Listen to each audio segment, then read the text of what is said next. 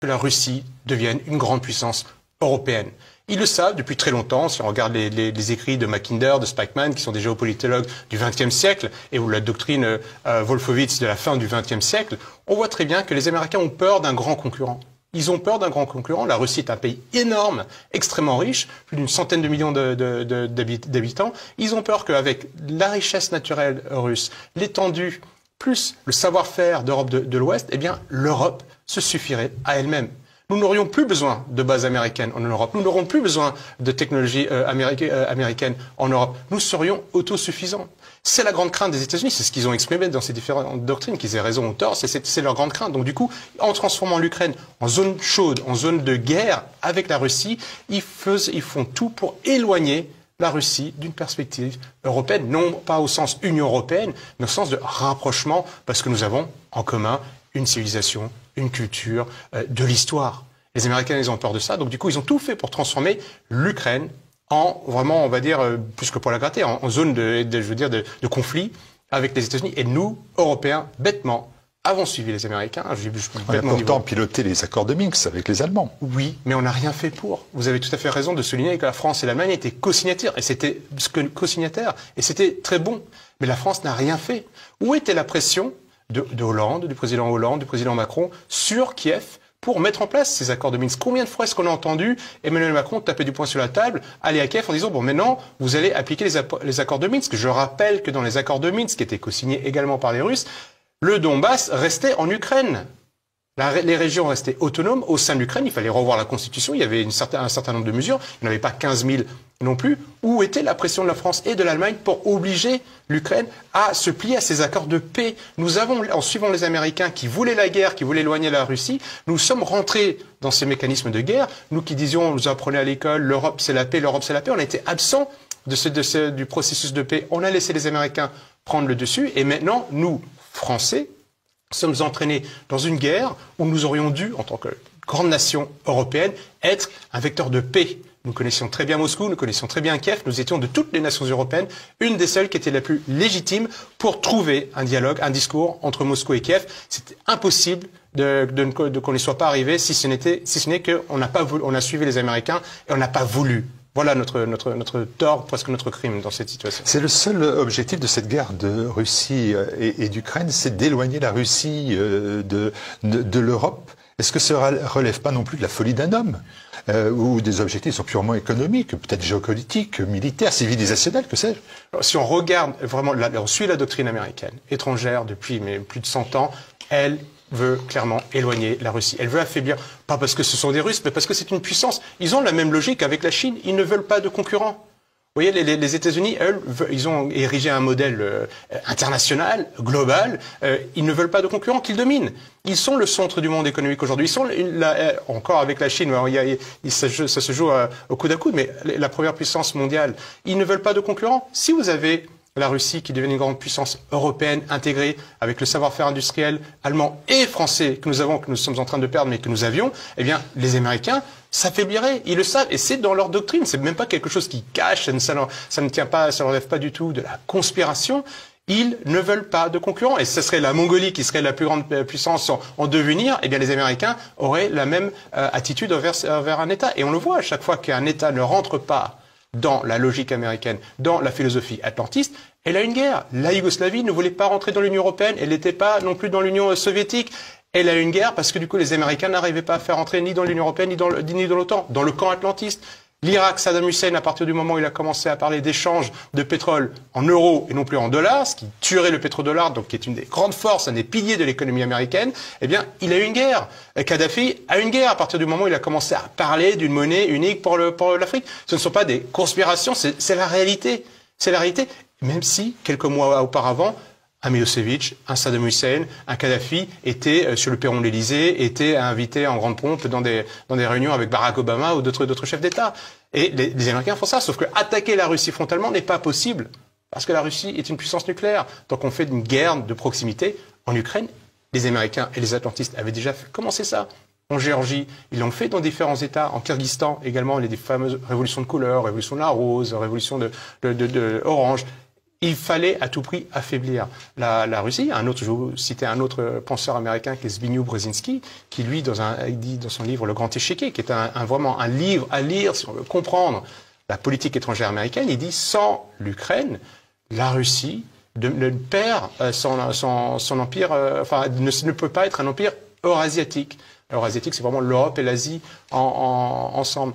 L'Amérique, si on regarde la map monde, est une île. L'ensemble de la Terre, 75% de la planète, 75% des ressources sont entre l'Europe, l'Asie et l'Afrique. Or, nous avons une île, les États-Unis, qui sont à plus de 7000 km de chez nous, qui sont en train de nous dicter ce qu'on doit manger, contre qui on doit faire la guerre, avec qui on a le droit de se marier. Il est temps que cette suggestion aux Américains... Bonjour mesdames et messieurs, j'espère que vous allez bien, j'espère que vous avez passé une excellente journée. Alors où que vous soyez, que la paix de l'Éternel, le Maître de l'univers, soit avec et sur vous. Avant de poursuivre le visionnage de cette vidéo, je souhaiterais que vous la partagiez dans tous les groupes possibles. Vous savez, on dit toujours que, quel que soit le temps, la vérité finit par apparaître. Vous venez d'écouter là un responsable français qui vous dit clairement les intentions des États-Unis depuis longtemps, la stratégie américaine depuis longtemps au sujet de l'Europe. C'est plus quelque chose à cacher. Et je crois d'ailleurs que les plus sceptiques qui ne croyaient pas à cette doctrine américaine, doctrine laquelle s'agit d'éloigner la Russie de ses frères européens afin de mieux contrôler l'Europe et de mieux museler l'économie européenne mais aussi la politique américaine et dans le seul but d'isoler la Russie et de disloquer la Russie, de désarmer la Russie, de mettre la Russie à genoux, je crois qu'ils ont la preuve évidente dans cette vidéo-là. Vous imaginez la Russie avec sa puissance économique et sa puissance militaire, sa puissance politique. La Russie avec sa richesse, sa technique et sa technologie. Qu'on vous dise que cette Russie évolue dorénavant dans un monde et dans une relation très saine, une relation harmonieuse avec l'Europe occidentale, c'est-à-dire, en un mot, que la grande Russie, avec tout ce qu'on sait d'elle, fasse une véritable union dans le sens du développement de l'Europe entière. Vous imaginez ce que ça va donner comme puissance. Ça viendrait complètement bouleverser la politique américaine, mais aussi bouleverser la donne dans le monde entier. Et je crois que les Européens de l'Europe occidentale n'ont pas réfléchi à cela. Et s'ils ont certainement réfléchi à cela, je ne sais pas quelle a été la conclusion de leur réflexion là. Parce que ce que le monsieur vient de dire, c'est très très important. Très très importante. Que la Russie entre dans l'Union européenne ou que l'Europe occidentale et la Russie construisent un bloc, marchent ensemble, la main dans la main, mais c'est fini pour les États-Unis. C'est fini pour la Chine. Mais c'est fini même pour l'Afrique. Bien évidemment qu'ils auront le contrôle, le monopole total sur le monde entier. En termes de puissance, vous imaginez la puissance nucléaire russe, la puissance nucléaire européenne, la technique, la technologie, la science russe plus la science de l'Europe occidentale, jumelées, travailler ensemble main dans la main pour une Europe forte, indépendante politiquement, économiquement, militairement. Mais c'est fini. Maintenant, comme il a si bien dit, les Européens de l'Europe occidentale suivent, ont toujours suivi et suivent bêtement, continuent de suivre bêtement l'Amérique dans sa stratégie de politique militaire. Et c'est très dommage quand même, parce que quand on regarde ces pays européens, on se dit, mais En réalité, on parle de l'Union européenne, tous ces pays qui composent l'Union européenne, avec toute leur puissance là. Comment se fait-il que ces pays suivent bêtement les États-Unis? Et comment se fait-il que les États-Unis marchent aujourd'hui sur ces pays-là? Chers messieurs, chères dames, je crois que l'Union européenne doit prendre ses responsabilités. Ce que le monsieur dit, ce n'est pas quelque chose d'irréalisable. C'est réalisable, bien sûr. Mais comment retirer ces pays de l'Europe occidentale des griffes des États-Unis? On a longtemps dit que cette politique militaire, cette guerre en Ukraine profite aux Américains. Et les Américains sont dans la division des États. Parce que c'est dans la division, eux, ils gagnent. C'est dans la guerre, c'est dans la tension. Je vous ai dit la fois dernière, quelqu'un l'a dit, on ne s'est pas trompé. La politique américaine, c'est une politique qui est basée sur la violence, sur la destruction et sur la division. Parce que c'est dans la division que les États-Unis gagnent. Regardez l'Union soviétique.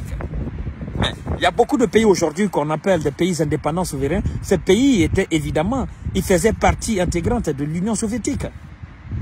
L'ancienne Union soviétique. Oui. Et dans les pays comme l'Ukraine. On vous dit que l'Ukraine a eu son indépendance en quelle année? Dans les années 90.